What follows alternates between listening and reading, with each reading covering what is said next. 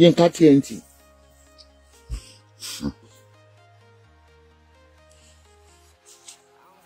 Èmi ò mọ̀ pé ó ṣe show. Ó sọ mi pé wo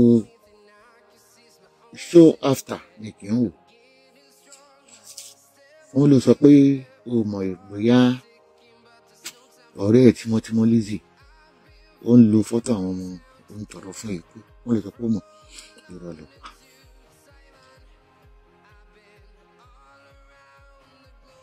Bí ṣe yé ti gbogbo èèyàn tó bá lọ sínú inbox máa fóònù kiri máa declare love máa ṣe gbogbo.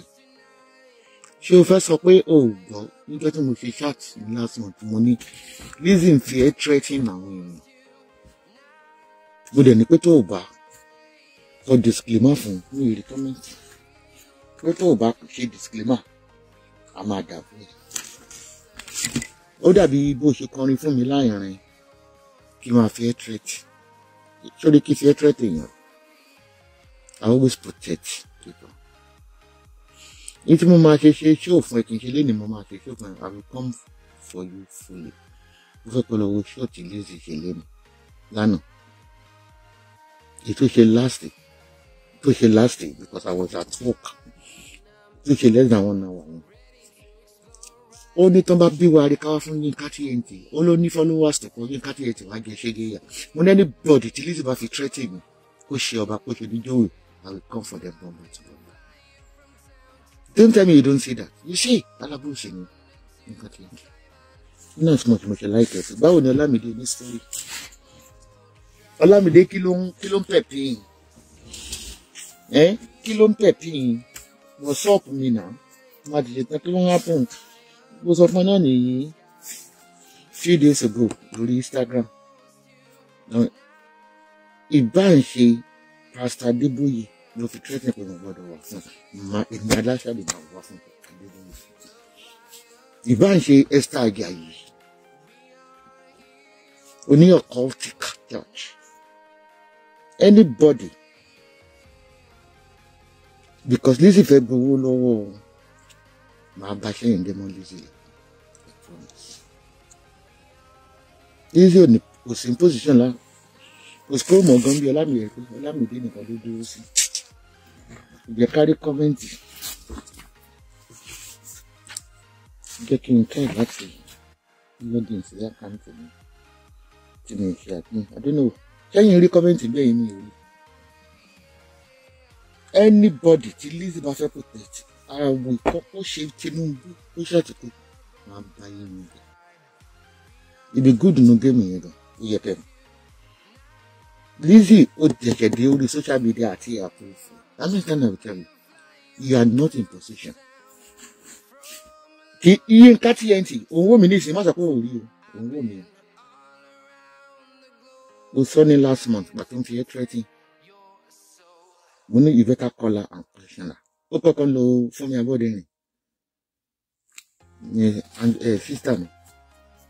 sister mi ní ojú yìí kò yẹ. Mo tún lọ́gbìn Ládérúnkẹ́ Álímì don't mind Lizzy. Lizzy fẹ́ kó wọn jìyà ni. Iná àsùnmọ̀ ṣe pé gbogbo ẹni tẹ́ ti wà lórí Facebook tẹ́lẹ̀ tẹ́ bá Lizzy ṣe ẹ máa jẹ. Torí Lizzy ó wá pa àwọn ìdílé wọn pẹ̀lú ritual. So definitely tó bá fi lè dárúkọ yín tó ń ṣépè fáwọn ọmọ tó ń gún adìyẹ lé wọn lórí tó ń gbọ́ lórí wọn lórí gbogbo ìpè yẹn orí yín ló máa bọ́ sí. Ní ẹ̀jẹ̀ tó wà lórí Facebook tẹ́lẹ̀. You know how Facebook was. Anybody tell me bá mọ̀ tó ti súnmọ́ mi rí o tí Lizzy kan dìde tó fẹ́ máa fi kú ẹni yẹn á jìyà Yínká TNT. Ibi tí mo máa ń dúró tí ẹ̀ tó máa ń gbógun ti ẹ̀ lórí social media ṣe kó ṣẹyẹ ní ẹ́. Ìwẹ́ ò yàtọ̀ sí Lizzy òrí yíyá òkú ọ̀yàlé. Nígbà tó báyìí tó bá jáde fẹ́mi tó máa ń bẹ̀rẹ̀ jáde.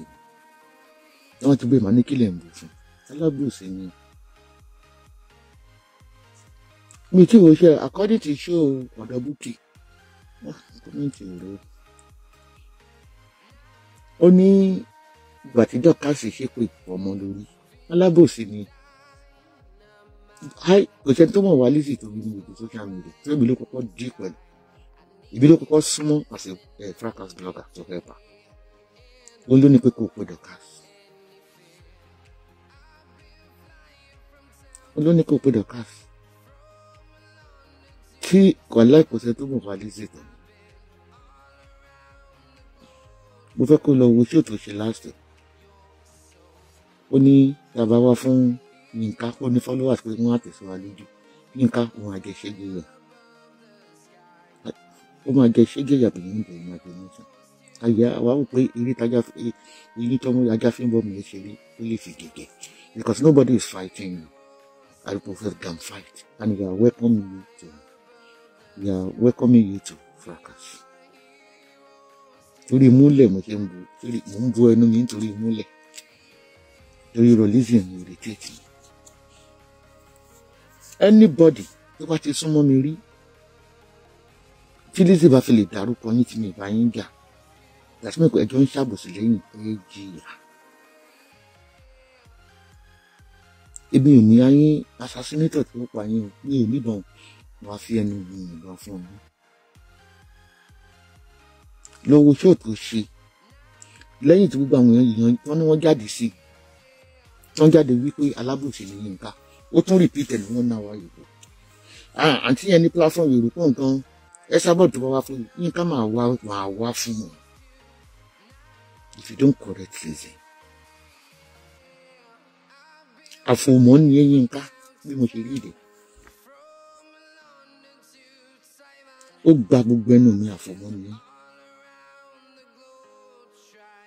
Ó rántí pé nígbà tí Lizzy náà tó fẹ́ bá mi ṣe, wọ́n lóun ti mọ̀ mí tipẹ́, gbogbo yẹn tó bá ti mọ̀, ó lóun ti mọ̀ mí tipẹ́tipẹ́ lórí irọ́ múlẹ̀ DJ YK múlẹ̀.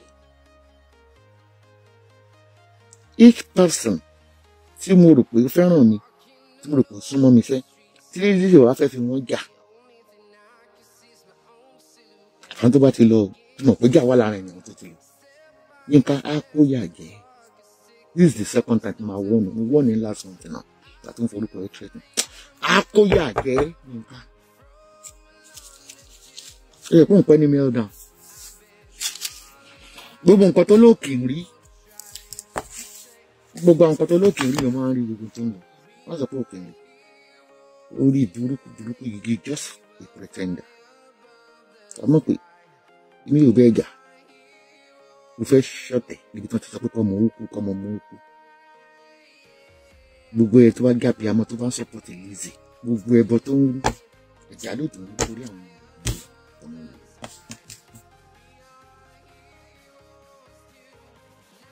Ó kúkú mọ̀ pé èmi ò yí ogun jà. Mi ì yọ ogun jà. Wà nígbà tí mo celebrate lórí Instagram àti Facebook, ó yẹ ṣe show fún mi nígbà tí mo rí pé notice tí Lizzy tó ní kí gbogbo ọmọdé kókó kọmọ mọ kó tó ń lo fọ́tò òun tó ń padì ẹlé mọ lé tó ń gúndó. Ló fi hàn pẹ̀lẹ́ ṣé mo kàn tó bá tutù.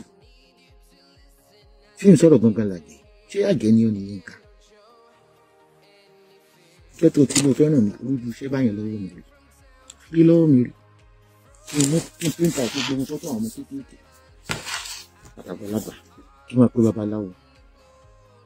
Tí o bá sá lẹ́yìn Lizzy, ayé ẹ̀ máa bàjẹ́.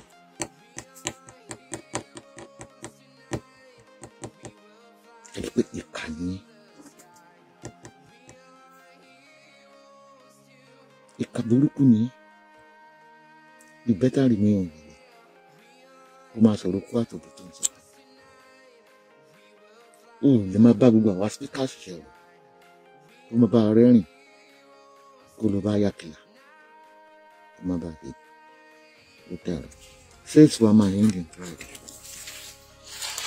Ọmọ ọgbàrá ọlọ́run. Ẹ ó dà tẹ máa ọ̀dà torí mo tún lọ sí Turkey for women for something special. Ẹni tó bá dẹ̀ wà interested láti ra ilé ní Turkey, ẹ kò lè ṣe wà. Àwọn customers kan náà tó gbọ́dọ̀ ní fẹ́ lọ pàdé.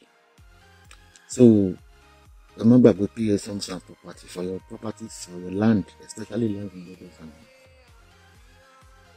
ó ṣe jẹ́ pé gbogbo ìgbà tí Sulaimon ó ṣe pé gbogbo ibi tó ti wà controversial ni ló máa ń wọ́ṣà TNT.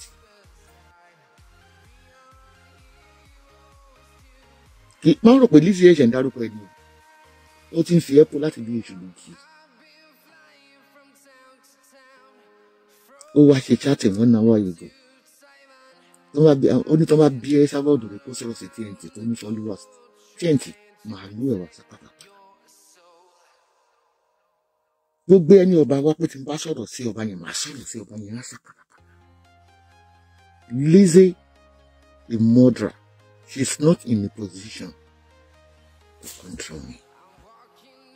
She's not in position to control. Tó bá jẹ́ kó manipulate. Mo sọ fún jọ yẹn olókọ́ jẹ́ kí fún mi abọ́dẹ ẹnì kọ́kọ́ gba ṣòwò ẹ̀yẹ kan lọ́mọ tí mo dàgbà àti tó tó fi wọ́n kó. Ká ló tún dárúkọ wọn lélẹ̀kejì mà tó fún àti fún kẹjẹ lélẹ̀kejì. Lizzy, family ẹ̀ ló wá jà fún. Stop involving people. Àwọn ti wà lórí àwọn yẹn ti gẹ́ speaker ti wà sápò ìjọ́ǹbìnú ti wà sápò. Gbọ́ àwọn ọ̀rẹ́ ẹ̀ síwájú.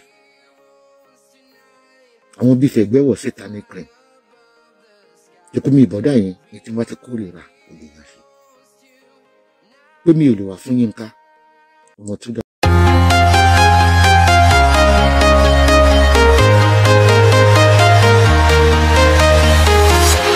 I'm walking alone, the streets are empty. The only thing I can see is my own silhouette.